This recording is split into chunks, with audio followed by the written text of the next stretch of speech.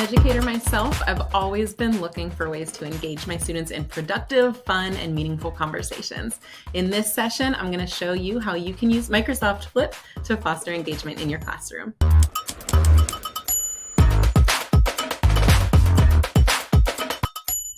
Hey everybody, Jess Boyce here. I'm an Educator Innovation Lead on Team Flip, and I'm super excited today to walk you through how you can get started using Flip in your classroom.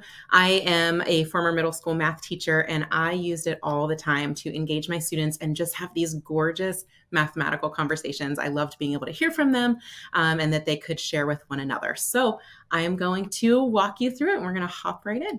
All right, so Flip is a free platform where you are able to foster discussion. So the basic premise is that teachers are going to add a prompt and students can reply via video. And I'm going to show you just what that looks like here in a second. But before we hop into that, I of course want to share that our mission is to make learning fun and empowering for everyone. We really truly believe that we can build global empathy when we share with one another. So I'm going to walk you through the steps. The first thing that you're going to do is create a group. And I want you to think of your group as your learning community. So this can be your classroom. I taught secondary. So for me, this would be math period 1, math period 2. This can be your after school club, your PLC, and beyond, your friends, your book club, whoever it is that you're engaging with, that will be your group. And then from there, you're going to add topics. So these are all of your different discussions. This can be, experiments or conversations, ideas, any kind of questions. Think of it as your assignments that are taking place within the classroom. All of your discussions will go into your group. And the beautiful thing is that there are unlimited amount of topics that you can have, but also unlimited amount of groups as well. So you as the educator are in complete control. You can have as many as you need to suit your needs. And then the third step is going to be the magic. You're going to launch your discussion and your students will be able to reply to those topics via video and share their beautiful voices. And they'll actually be able to watch one another's videos as well and reply to them. And we really believe that learning works best in community. So this is a great way for them to express their creativity and learn from one another. So the question becomes, how do you flip? And you'll see here some great examples, but we've seen all across the board from little ones talking through different vowel sounds and naming animals and different things like that, all the way up through secondary and high school. On the university level, practicing dissertation defenses amongst families even. I have a couple coworkers who have different groups with their children, and they go on all of their adventures and they're able to document via video. And then even you see beyond staff and PLC or different organizations. I mentioned book clubs earlier. I actually have 2 different ones with my friend group. I've got book clubs, and then I also have with different documentaries that we watch, we love to discuss with one another. So what I'm going to do is I'm actually going to hop right into the platform because I want to walk you through the beauty of Flip and how to get started. It is quite simple. So the first thing you're going to do is go to flip.com, and you'll see here that in the upper corner, you're able to log in if you already have an account. If you don't have an account, you can sign up right there. It'll take maybe 30 seconds to do it. And something that I love to point out too here is that our website is actually available in English, también en español. So if you need to change it to Spanish, you can do that as well. Now, this website is where you as the educator will go in order to create your groups, but then also this is where your students will go in order to join. So you'll see that space right there that says enter a join code, and we'll get to that later, but this is where your students will be able to join in. All right, so whenever we hop into the platform, you'll see all of your groups are on the left-hand side. So remember I said that those are your learning community. So you have an unlimited amount and they will all be listed right there. And whenever you click into different ones, you will see all of those topics. So I'm actually going to click into one from one of my colleagues, Yaritza, who has this incredible thing going on called the Global Cultural Exchange. So I'm going to click in here just so that you can see a quick snapshot of what a very active topic can look like. So as I scroll through here, you see all of these different group, all of these different students who are sharing their voices from around the world, connecting with one another. And so I want you to think about what this can look like in your classroom, the conversations that can be happening here. All right, so I'm going to go back. And here we are on the left-hand side here, you'll see the pink plus sign where we can create our groups. So we're going to go ahead and do that right now. We're going to click create a group, and it's going to ask us what grade level. And so you can go ahead and choose whatever it is that you teach. I'm going to click all ages, and then we're going to enter a group name here. So maybe this is Science Period 7.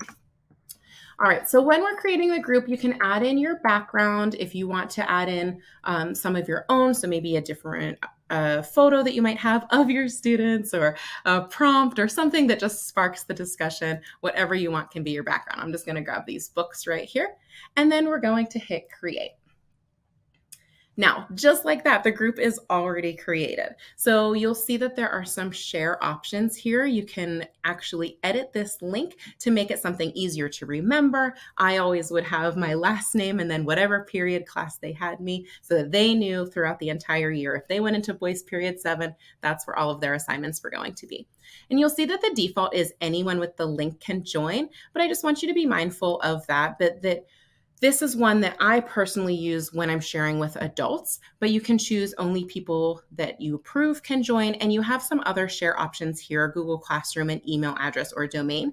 That's the one that I recommend the most for education, for classroom use. So here, the email domain is going to be anything that's after the @ symbol. So you do not have to add in every single student's email address. You'll just put in the domain for your school right there. And then that way they'll use their same credentials that they normally use to authenticate in, and they'll be able to access. Now, do keep in mind that sometimes educators and students have different email addresses, so you may need to add in more than one domain there. So we are going to go ahead here. I'm going to close out of that. So our group is created. Now you will notice that automatically it has 3 different topics that are in there for you.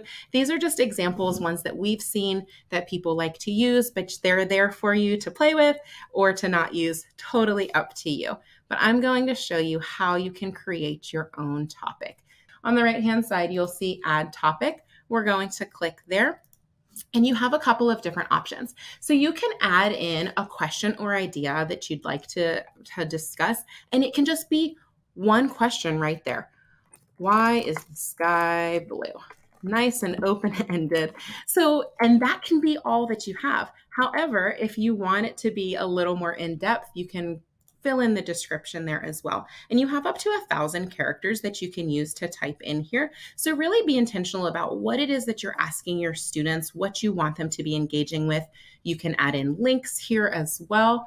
I'm going to just say, what do you think? I don't want to be typing and talking at the same time because I really struggle with that. So we'll just add in one quick sentence, but know that you have lots that you can add in there.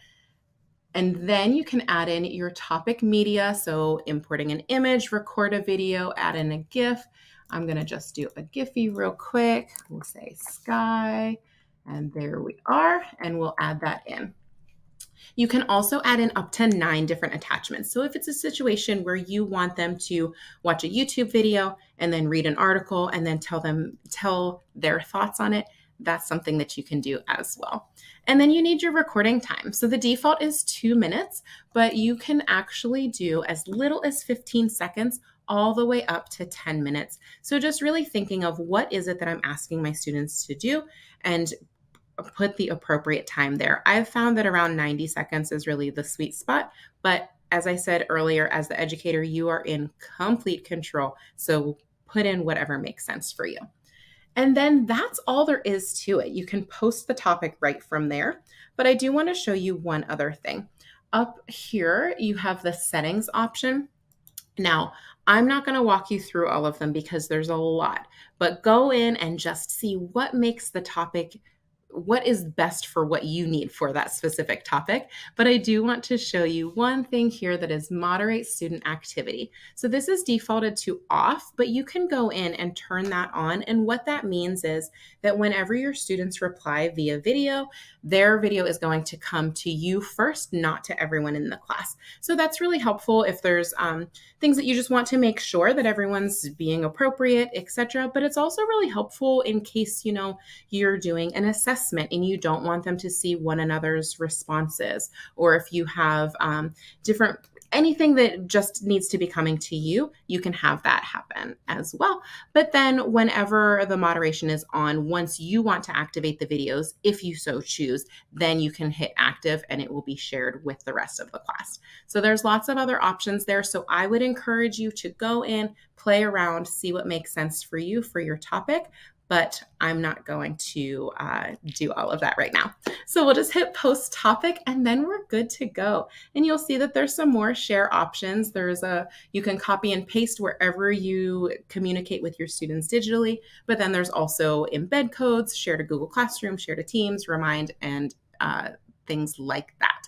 But I'm going to click out. All right, so this is what the students will see whenever you share the topic with them. So there is the topic prompt, why is the sky blue? There's the description, and then they have the extra media. So this is a really great scaffolding piece. Now, something that I want to highlight really quickly, because it is one of my favorite features, is this button in the upper right-hand corner here called the Immersive Reader. So we always talk about ways that we can make our classroom accessible and inclusive, and the Immersive Reader is a beautiful way to do that. So when I click on that icon, it's going to make all of the fanciness, all of the bells and whistles fall away, and it's going to focus specifically on the text. So this adds in some really great audio and visual supports for your students, and you'll see that it actually will read to them if they play here. But then also they have lots of different options. So maybe for visual supports, they need to change the background color, they need to change the font. There's different grammar options. You can highlight different parts of speech. And then also line focus, so that can really be helpful for students who need assistance in reading. But then also the picture dictionary, which if you click on different words, it's going to give a visual representation. So I really want you to be thinking about your emerging readers, but then also your students who maybe are learning English as a second language. This support is really, really great for them. Also, you can go in and actually translate the entire document. Here we go. And so that's going to be helpful for families. Now they can help with the students' homework, etc. So just really lots of great options. I always love to show the Immersive Reader. And something that's really great is that there's nothing that needs to be added in order for the students to have access to that. It is always going to be there. So they just need to look for that little icon. Let me zoom in a little further here so you can see it. This little book right here with the speaker on it. So just know that that is there all the time. Now we talk about the magic that's going to happen. So when students are ready to record, they simply hit that button there and the camera is going to launch. Hello, good to see you. And then they are able to share their voice. So in the upper left-hand corner here is a reminder of what the prompt is. And if I click on that, it's going to show the entire topic. So if they're like me and they start recording and they see their face and they all of a sudden forget exactly what they're supposed to be talking about, the reminder is there. And so just a couple of things I want to show you. Again, there's so much, so I would love for you to go in and play. My colleague Anne always says, push all of the buttons and just see all of the different things that there are here. But I want to show this tray on the right-hand side so students have the option that they can add in different text, the sky.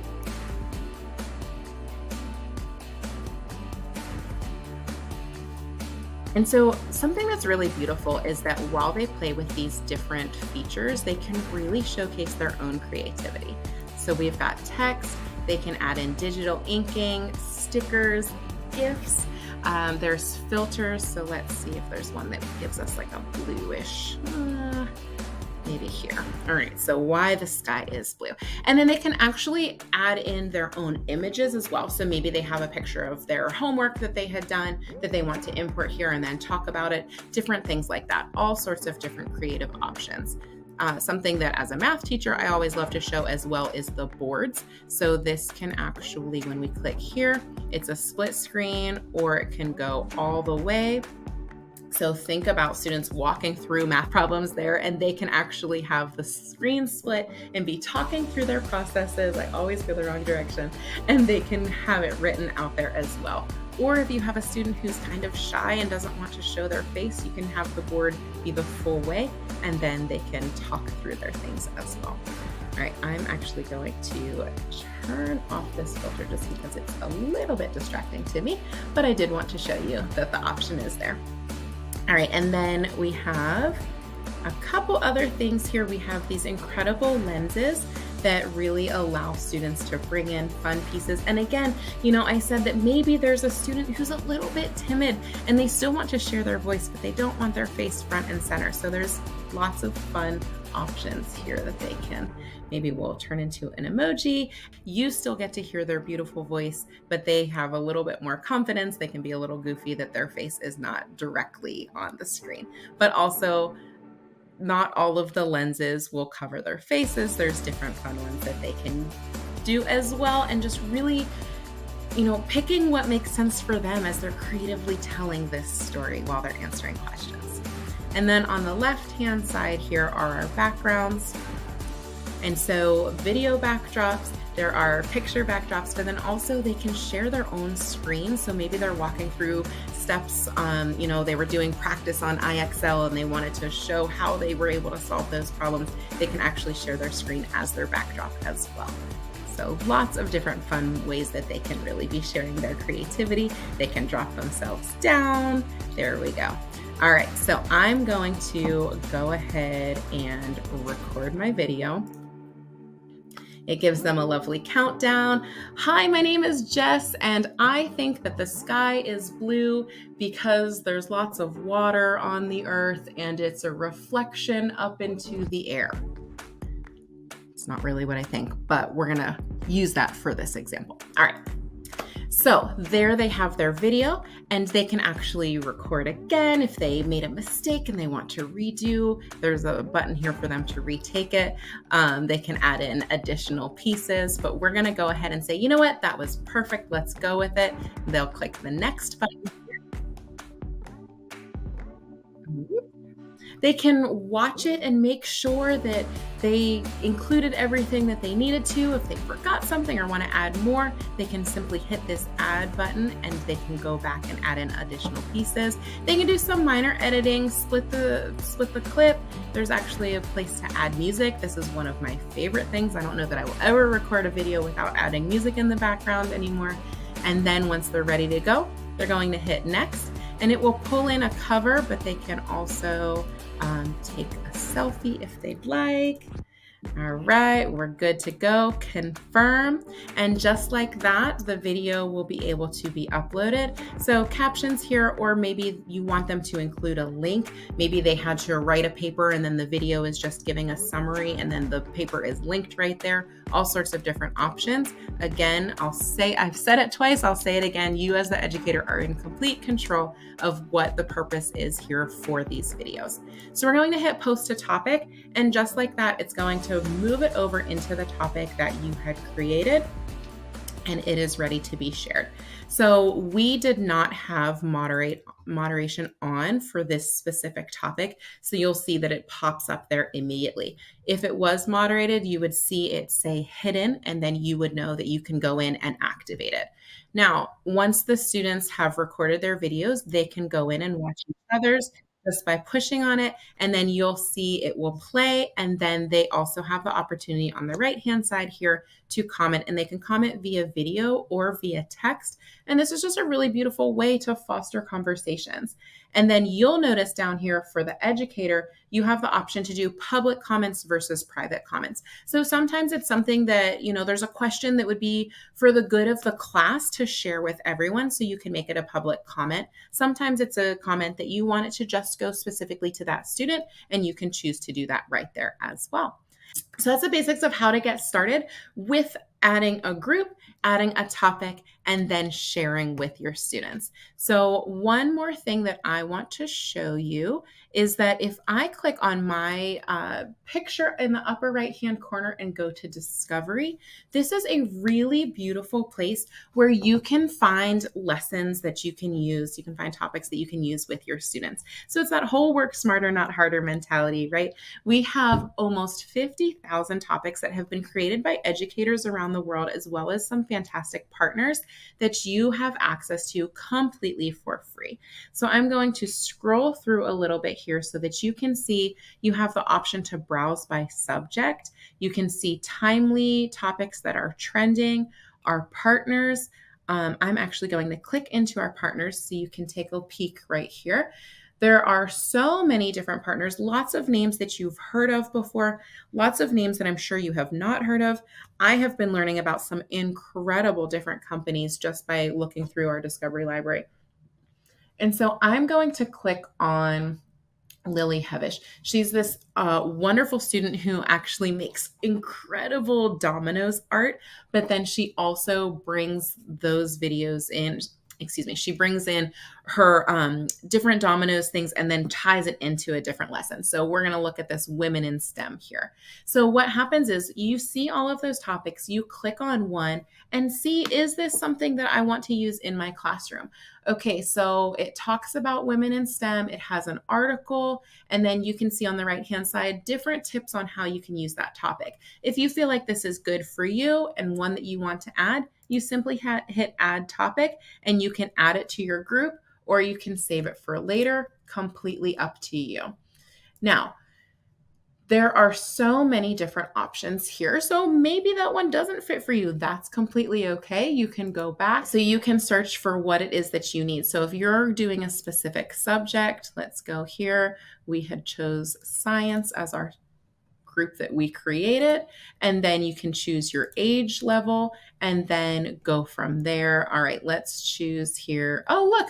Why is the sky blue? I thought I was coming up with an original question, but one already existed. And this one's a little better written than mine was. So you can actually go here and add it right in. I'm going to add to my group, Science Period 7, and save. And what's wonderful about this becomes completely editable and is now in my topics. So if, I thought, oh, I really love this, except I want to make it be an extra minute, or I want to add in a piece, you can go ahead and do that, and it is there for you. And one other thing that is brand new is something that we have called Topic Copilot. So we are leveraging AI, and it can actually help you create your own topics. So you'll see here, show me discussion prompts about, let's say, cells. And we're going to generate ideas. This also is available to you in English and in Spanish. And so here you can see the different topics that it came up with. Okay, why do cells divide? Love that. I'm going to click on it. And then you'll notice that it not only created the topic question, but it also wrote some additional questions to really get students' minds thinking about the topic that they can go in. And of course, this becomes editable as well. We know that AI is not perfect, and so you can make the changes that you need to. And then you can just post topic right from there. So that is the super basics that I wanted to make sure to show you all how to do. It's as easy as creating your group, adding in your topics, and then sharing so that your students can share their voices. I'm telling you, this is a really great way to increase engagement, increase conversations, and just have some fun and be creative in class. So we love to hear from you. If you have any questions at all, you can always go to help.flip.com, and there's going to be lots of resources for you there. And make sure that you connect with us on social. We can't wait to hear what ways you're using Flip with your students and in your classroom. Have a wonderful day. Thank you so much.